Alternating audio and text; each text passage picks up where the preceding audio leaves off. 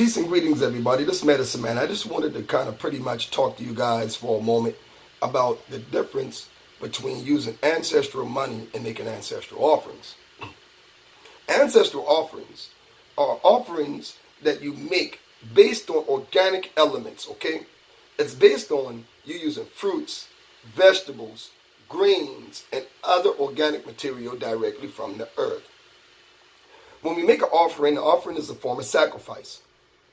It is a symbolic gesture that we are sacrificing something to attain something greater, okay? So we are sacrificing the foods, but the foods have energy, right? Of course they do. From an organic perspective, every organic cell contains the cellular memory of all its experiences throughout the course of time. You see? So the cells within a vegetable, the cells within a fruit, the cells within an animal, all contain celestial energies that can be tapped into and drawn into us. This is one of the purposes to empower us, of course. And this is one of the purposes of an ancestral offering. Okay? These traditions and this tradition of ancestral offering is something that indigenous people have been practicing across the globe for hundreds of thousands of years. Okay? This is a concrete science that all indigenous people are well aware of. Okay. Now, when we look at the idea of ancestral money and burning ancestral money, what are we doing? Remember, whenever we work with the ancestors, we are elevating them. If it's a libation, if it's a candle, if it's a piece of paper with an image, doesn't matter. When we approach the ancestors with that, we are elevating them. One of the problems that black spiritualists and within black spirituality that we have is that we have the tendency to be elevating other people's ancestors without knowledge of what exactly we're doing outside of the proper context. What we mean by that is, let's look at Africa. Let's look at Africa. Let's look at the power of black people. Let's look at the type of power we have. So let's go and burn some Chinese money. Just keep burning this Chinese ancestral money. Keep burning it, keep burning it, keep burning it. Then we look into the black communities. We see all the Chinese Chinaman stores on our corners. Then we look into the beauty salons. They are the major suppliers of all of the hair care products, weaves and wigs and stuff that the women wear. Okay?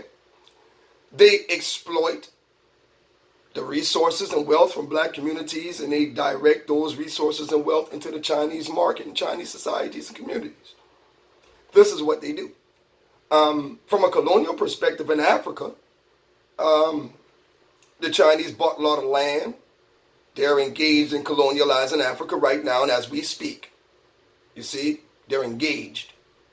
One of the reasons why, from my perspective, just my perspective, one of the reasons why I think that Chinese people are exploiting African people at a higher rate right now is because one of the reasons is that we give them spiritual power. When you elevate their ancestors, you empower them. You see? So when we burn this Chinese money with this Chinese image, what it does is sends it to the universe. That image is projected into the universe on your ashe. You see? Now where does this energy goes? This Chinese energy that you've projected into the universe is now part of the Chinese interest. What are their interests? Well, Chinese interest is to globalize the world, just like America, just like the white guys, the white people trying to do. Globalize the world. And in the process of globalizing the world, the exploitation of anybody in their path becomes necessary. And for this reason, I do not support giving spiritual power to ethnic groups of people that are antagonistic towards African people's development. That's just not me. At Swamp Water Roots, we practice cultural magic. We practice the type of voodoo, the type of hoodoo, the type of palo that socially uplifts our people, the type of magic that benefits our people as a whole. So in that respect, we definitely don't burn Chinese money to our ancestors at all. Okay? Because right now the Chinaman is using your psychic power to use it for his globalization agendas. That's just what happened from a magical perspective. This is what's going on in the spiritual plane. This is what's going on in our communities. And this is what's going on in our altars. On our altars. I'm not telling people to stop doing anything. I'm only bringing forth the information as far as where's the purpose and where's the place for burning Chinese ancestral money and hoodoo and root working. That's it. Because root working is ancestrally based. And if I'm a root worker and I'm burning Chinese money, then my root working is not ancestrally based because I've inserted the ancestral image of someone else who happens to be a global antagonist to the black nation. I've inserted that image into my root work. So therefore, I'm projecting energy towards the material that the image represents. And the person or the material that the image represents is Chinese society. Okay? I'm not going to lend anyone my personal ashe to call it uplifting my ancestors. And I'm really uplifting theirs. You see, the power of the Chinese people is real. I'm not going to do that. If you want to uplift your own ancestors, one of the ways is burning real money. This is the currency that our ancestors actually handled. Your grandfather, your grandmother, all of these people actually handled real money, real dollar bills, real pennies, quarters, nickels, and dimes. And this is the reason why in root working, we use pennies as a form of divination. Because we understand the essence of money. Not only as a form of divinations, pennies were used to make charms and bracelets. Belly chains were made with pennies. Because we understood the significance of money and our relation to it in American society. We had no relation to any kind of other forms of currency. And this is why we have American currency in root working. Because that was a progressive form of adaptation. Okay? So at Swamp Water Roots, that's something that we definitely don't do. It's not an insult to anybody. It's just a corrective measure of talking to my students and people that want to practice cultural root working.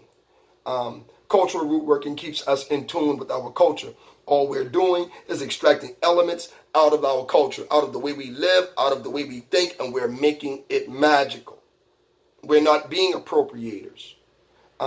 Appropriation has always been a big topic in the black community, especially when it comes to root working and hoodoo. We accuse so many other people of appropriating our information and our science, yet we recklessly appropriate other people's stuff too.